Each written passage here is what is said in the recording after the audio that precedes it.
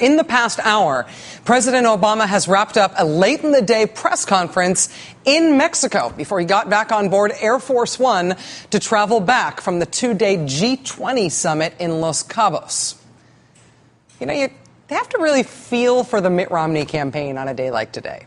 I mean, this is one of those days that it has to feel very frustrating to be running against an incumbent president just in terms of the optics that you can arrange for your candidate's daily schedule.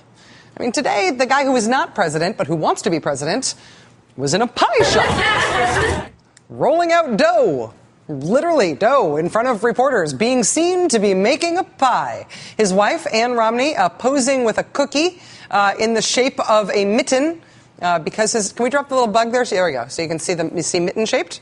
See, this is funny, and this helps for the optics, because her husband's name is Mitt as in mitten. They were in Michigan. Michigan kind of looks like a mitten, so it was Mitt and his wife looking at a mitten that's shaped like Michigan. It's marvelous, right? The optics on one side. Optics on the other side, the man that Mr. Guy with the mitten is running against, holding a series of bilateral meetings with the leaders of the most powerful nations on earth, announcing global economic agreements, working to come to terms on various ongoing wars, holding a nationally televised press availability with the White House press corps. This sort of day for President Obama is a day in the life of a sitting U.S. president. And in competitive terms for the campaign, it is just hard to compete with those optics if you are the guy in the pie shop campaigning against the president. But that is the way these things go. Everybody who campaigns against an incumbent president has this particular challenge. Globally, of course, the context for President Obama's press conference today was not just the international economic turbulence that still has everybody on edge and about which the G20 leaders made their joint economic declaration today. But the pressing immediate context today was also what's going on in the Middle East. It was the wild rumors today over whether or not the ousted dictator of Egypt, Hosni Mubarak, had died. We will have more on that in just a moment. Richard Engel is live in Egypt for us. We'll be talking with him. But it was also the news and the negotiations over another Arab world revolution that is still underway. When President Obama sat down yesterday for a 2-hour meeting with Vladimir Putin of Russia, as often happens at these types of events, there was all this press-based, high-end, nuanced scrutiny and speculation about things like their body language, what it meant that President Obama called the former president of Russia Dmitry, as in Dmitry Medvedev, but he didn't call Vladimir Putin Vladimir. Instead, he called him Mr. President. What could that mean? International summits always have that kind of high schooly, gossipy, human interesty, soft focus on these leaders as if they are celebrities or something, as if they are maybe dating or trying out for the same cheerleading squad. But in the case of this meeting with Russia, you didn't have to just go to the body language and what they're calling each other. In the case of this meeting with Russia, there's something really important and really unsubtle and concrete to watch about what was going on here. Syria is the big domino in the whole Arab Spring that nobody knows whether or not it's going to fall yet, right? It has been 16 months of internal warfare in Syria, with this strongman dictator in charge there, using military force against his own people who have been rising up against him. Syria has almost no friends in the whole world who are left still supporting this strongman dictatorship there as it uses force against its own people. I mean, Syria has Iran, which is an international rogue state and which has no friends of its own, no credibility, and no pull on any other countries. They've got China, which, as a matter of course, refuses to take a stand on anybody else's human rights or violence for fear of anybody taking a stand on theirs. But they've also got Russia. Syria also has Russia. And unlike Iran, Russia is sort of thought of as being an international grown-up, maybe, a country that is in the community of nations. So it's Syria's government using force against its own people. You don't have to be subtle and read the body language here. I mean, there is a big, concrete, specific, not subtle at all thing to watch. For this particular meeting, while President Obama and President Putin were sitting down yesterday at the G20 summit, the big important thing to watch was not their eye contact, not whether or not they used each other's first names. Rather, it was this. This is a Russian ship that is reportedly right now full of Russian-made attack helicopters, a ship that was on its way from Russia to Syria, where, again, the government is using military equipment to attack its own people. Seriously, Russia? Now's a good time to send attack helicopters? As of yesterday, as President Obama and Vladimir Putin prepared to meet at the G20, that exact ship was sitting 50 miles off the northwest coast of Scotland, wondering what to do. wondering whether to continue on to Syria. Right, the U.S. has been loudly complaining about this. The U.S. and the whole West did not want this shipment of attack helicopters to go ahead. Russia had been planning to do it anyway. President Obama and President Putin are sitting down together in Mexico face-to-face in a 2-hour meeting. The ship is on its way to Syria. It is rounding the United Kingdom to come back around the bottom there and make its way toward the Middle East. And what happens? The ship turns back. Coincident with that meeting between President Obama and President Putin, and with a British company saying that they were pulling the ship's insurance coverage, which had been provided by a British company, for whatever reason and however they explain it, that Russian ship full of attack helicopters that was on its way to Syria is no longer going to Syria. It turned back to Russia hours after President Obama and President Putin's one-on-one meeting. Also, Michigan is shaped like a hand. Is this a race, Anna? Look at this. Slow down. Okay, he's doing good. He's really thorough there. It's kind of the highs and the lows of being president and campaigning to be president, right? I mean, there is the drama of what it means to be president, and there are the daily responsibilities of being president and the kinds of decision-making contexts it puts you in. And then there's the way you have to compete with that as a guy who is not yet president but's trying to prove that you can be. This is not an enviable position for anybody who's running against an incumbent president. It's part of the virtue of incumbency, I guess. But that high-low context is the context in which President Obama convened this nationally televised press conference tonight in Mexico, and in which the United States Press Corps tried to bridge that high and low, tried to bridge that trip abroad for the president with what it means here for this campaign here at home. One of Mitt Romney's economic advisors recently wrote in a German publication that your recommendations to Europe and to Germany in particular reveal ignorance of the causes of the crisis, and he said that they have the same flaws as your own economic policies. I want to get your response to that. First of all, with respect to Mr. Romney's advisors, I'd suggest you go talk to Mr. Romney about his advisors. I would point out that we have one president at a time and one administration at a time. And I think traditionally, the notion has been that America's political differences end at the water's edge.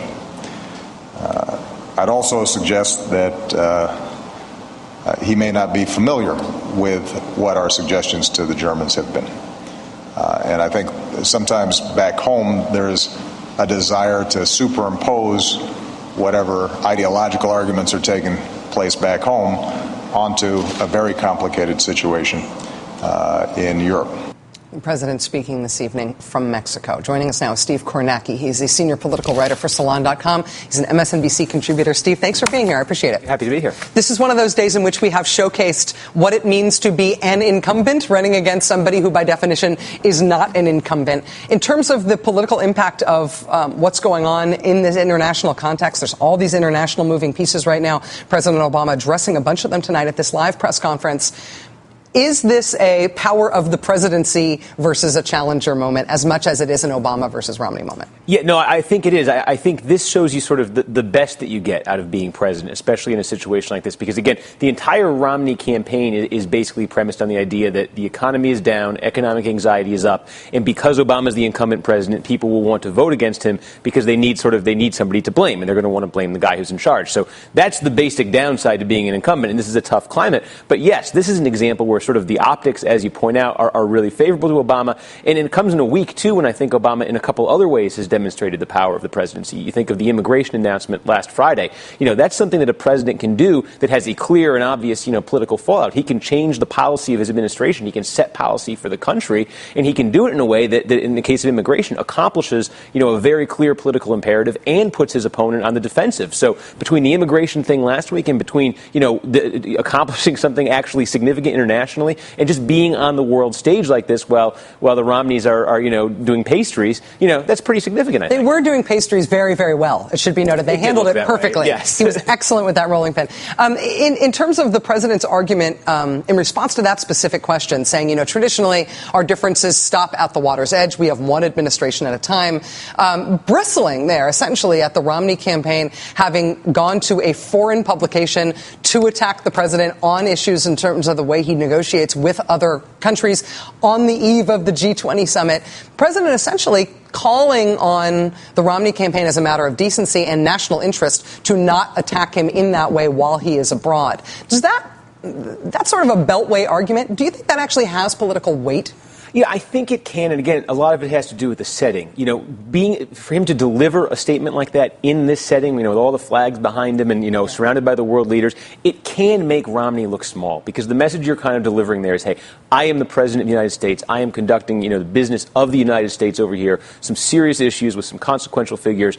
This is not the time to be dealing with this. I can come back home. You can call me any name you want, but don't be doing it this way when I'm over here. And I think there has been historically, and I think the political culture has probably changed a little bit and is changing a little bit. It's coarsened, obviously, but there has obviously been that tradition. That is not an empty statement he's making about politics stopping at the water's edge. So, I do think, again, the Romney campaign here, really, this has been, we're going to criticize Obama for everything. We're going to give him credit for nothing, but there have to be some limits there. And I think this is one of those cases where they would have been wiser to sort of hold back. And the president certainly I think that is when I say it's sort of a beltway argument, I think that he is appealing to sort of bipartisanship-minded people in the beltway who dominate so much of the beltway press corps to say, you ought to be calling out Romney for having done this because nobody's criticized the Romney campaign for having done that. One further point on the issue of Romney versus Obama on issues like this. I was really struck today, Steve, as soon as the Obama press conference was over, and he spent a long time talking about that dynamic with Russia and China towards Syria that I talked about in the introduction. As soon as the press conference was over, we get a vituperative tweet from Senator John McCain, who is no longer running for president, who's the last Republican nominee for president, who has been the Republican Party's tip of the spear in terms of attacking President Obama on wanting a U.S. war in Syria, wanting the U.S. to get involved militarily in Syria, including arming the resistance and beyond. What does it do to Mitt Romney's position as an authority on foreign policy, as somebody who could credibly be commander-in-chief, to have John McCain still be the guy who is essentially holding the Republican Party's banner on this? But, I don't think it does much because Romney has really, the few things he said about foreign policy, the few positions he's articulated, he's basically going for I'm going to be as hawkish as possible on all of this stuff. Now, he's tried to duck the Syria question, so you have McCain being a little more proactive there. But you look at what he said in Iran in the CBS interview the other day. Mitt Romney basically saying, I want the military option on the table. I don't want anybody holding me back on this. He says my Israel policy is going to be the opposite of what Obama's is. Whatever exactly that means. So the theme here from Romney has really been to strike a very hawkish note. And I think what he's trying to go for is this sort of caricature of Obama that emerged really the moment he came into office on the right, and that is he's a weak president. He's Jimmy Carter, too. He's going to be the mockery of the international stage. He's going to hold, the country's going to be ridiculed by foreign countries. That's sort of the image they wanted to believe in from the beginning. That's the image that McCain is sort of promoting here. That's the image that Romney's been promoting when he talks about how Obama goes on his world apology tour. And again, you talk about the visual impact of this. Well, look at where Obama is right now. Is anybody laughing at him there?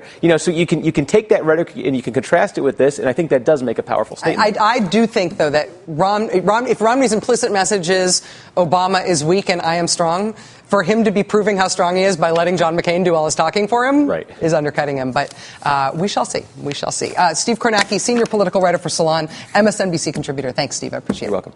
All right. Very, very much to get to. On an unexpectedly busy night in the news, Richard Engel is going to be joining us live from Cairo with some important news on a story that's been really confusing all day. But Richard is right in the middle of it, and there's nobody more qualified in the U.S. media to explain what's going on there. Also, Steve Schmidt's going to be joining us to tell us what he makes of the Republican Party's insurgency problem. And Massachusetts Senator Scott Brown goes somewhere I did not think he would go, and I think he should stop going to. Please stay tuned.